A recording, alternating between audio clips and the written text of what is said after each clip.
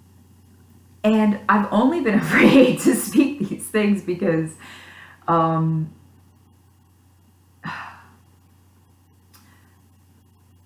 don't know why. I think just because I still was like living in a bit of fear of something bad happening again. Hashtag videos for another day. But it's in that step 1, step 2, step 3 process. Step 1 is accepting that it happened, you know? And then realizing that in the realization of that even if it happened again, you would be okay, I would be okay.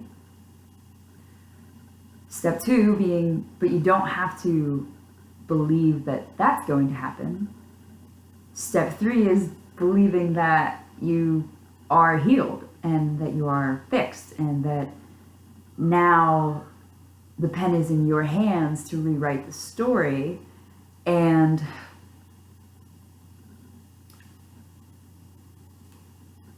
to rise up. I overcame depression after my open heart surgery.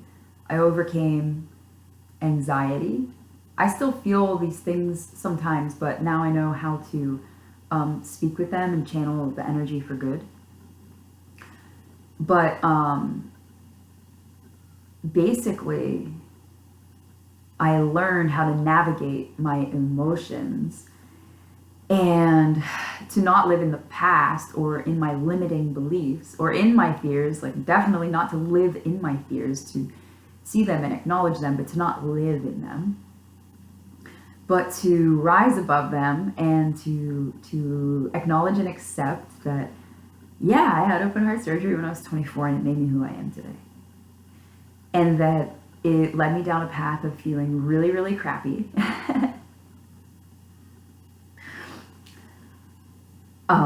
And it also led me down a path of feeling really, really happy. And so, you know, one of the biggest things I learned was how not to like go into any victim mindset and to rise above that. And hopefully, like my main hope is to inspire and encourage others who have experienced any type of hardships in their life, or not, that this life is what you make it. The truth is, I could have continued to live in fear. I could have continued to be afraid to step outside of my comfort zone. I could have chosen to accept that I was never going to work out again. But I didn't. Within the first 2 years after my surgery, my doctors weren't quite sure what activities I could do. They didn't even know if I could do pull-ups. But it must have been like, 6 months, 7 months, 8 months post-op? Yeah. I ran the Warrior Dash not the Warrior Dash, that was before surgery. I ran the Savage Race with Heather in Florida. And all I knew was that I wanted to get like back on the wagon. Even though people were like, well, we don't know why this happened and like you need to be cautious. But there was just this belief inside of me that like I wasn't gonna just live like that I was broken, you know? I wasn't just gonna live like I was broken. So I ran that race and I climbed on monkey bars and I jumped over fire and I crawled under barbed wire, and my cardiologist thought I was crazy, but I did it anyway. And I lived. And after that, then I decided to run a half marathon. That was the one thing that my doctors were like, well, you know, maybe that race was a little extreme, but you can run. So I was like, all right, cool, I'll become a runner then. And so like the hope and the faith and the inspiration in that is that like, here it is. I wasn't listening to the fear. I was only ever listening to my heart.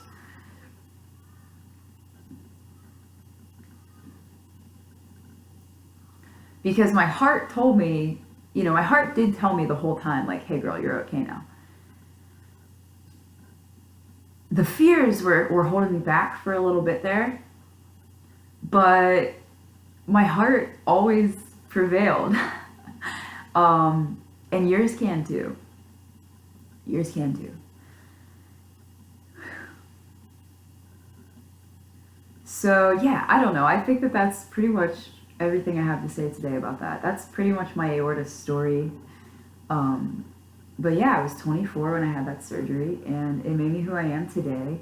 And I'm really grateful for it. I'm really grateful for it. The only reason that I had ever not been grateful for it is because it made me really afraid. And because I was so afraid, I never felt that way before surgery. I never felt that way. I was always super positive and happy, and I was always like silver linings chick, the way I am today. But the only thing I wasn't grateful about surgery was that it made me fearful. It put me in fear. You hear how I'm still putting that outside of me? Like, I was the only one choosing fear ever. But that's the only reason that I hadn't been grateful, is because, like, I felt like, oh, well, before this happened, I was fine. And now I'm like, all fucked up in the brain. And maybe it's taken me some years to realize this, you know, but like, yeah, it's only the mental stuff to get over now. Because the truth is, I'm still the same Meg that I was before I knew anything about that. I'm still the same Meg that joined a rugby team on a whim. I'm still the same Meg that like moved to Colorado and traveled the country and did all those things before surgery. Too. I'm still also that same girl. I just so happen to have this beautiful perspective now and this wonderful clarity of how to overcome fear.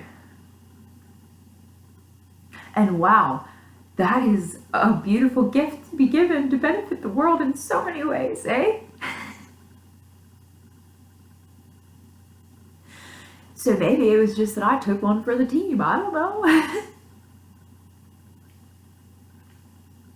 But that's the only reason that I was like not being grateful. I'm grateful that my surgery happened because it did open me up. And the next step is I am grateful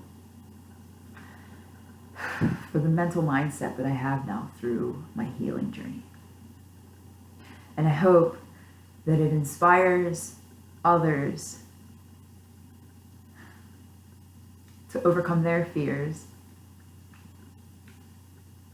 whatever they're facing, and specifically for those of you who are possibly healing from a major surgery right now, or just healing from anything traumatic, or if you're experiencing anything traumatic right now, or if you have like some procedure coming up that you're worried or nervous about. I hope that my message and my life and my story inspires you, that you can get through it. You can overcome it. Even with the fear.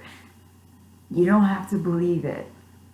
You have to keep yourself focused on the facts, on the truth. Get through that. Deal with the trauma. And ultimately what you will find is peace of mind, peace of heart, peace of being, and in this like sense of calm of knowing that even if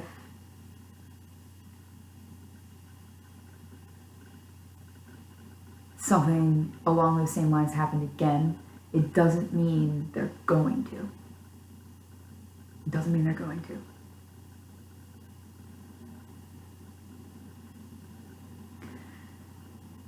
So,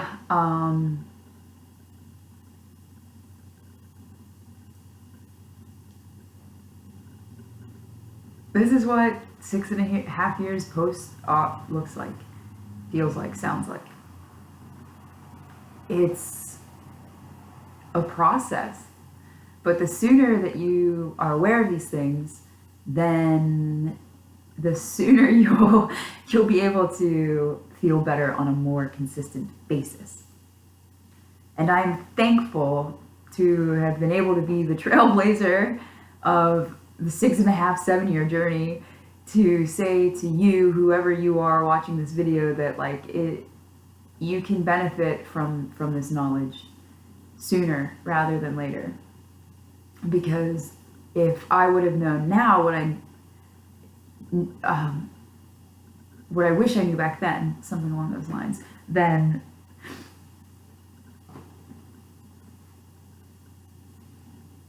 I mean, I am where I am along my journey, but I believe that we can all help each other heal. But not by focusing on our fears or like continuing to talk about them or continuing to talk about things that are wrong, but focusing on the things that are right, focusing on the things that feel good, focusing on the hope of the situation always. So that's my aorta story and my message of hope for you all today. I'm grateful for my life experiences and where they have led me. I'm grateful to be coming back to my heart, which is my home. My home is my heart. And I'm grateful to have the opportunity to film this video and share it with others in hopes that it helps them as well. So wherever you are along your journey today, may this message find you in peace and love. Namaste.